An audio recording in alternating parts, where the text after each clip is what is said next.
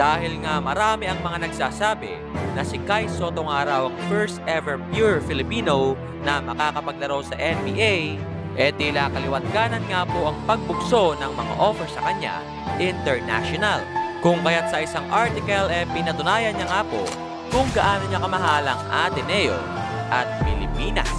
Kaya naman sa ating video mga kabiboy ay atin nga pong pag-uusapan yan. Pero kung bago ka pa lang sa aking channel ay huwag mong kalimutang mag-subscribe. Dahil nga po natalo ang Ateneo Blue Eaglets sa finals kontra sa Nazareth School, lumabas nga po ang iba't ibang chismis na baka nga raw mang ibang bansa itong si Kai Sotto.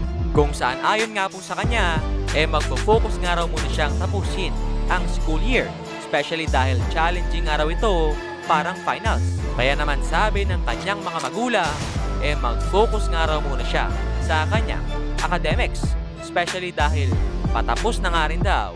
So, sasayangin pa ba niya? At maidagdag ko lang na ang isa nga sa mga nag-offer kay Kai ay itong Real Madrid ng EuroLeague.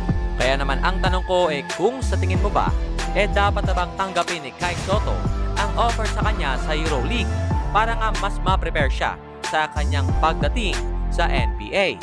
So please comment your opinion down below at iisa-isahin kong basahin yan. And once again, this is me, Bob GameStyle TV, saying, bye-bye!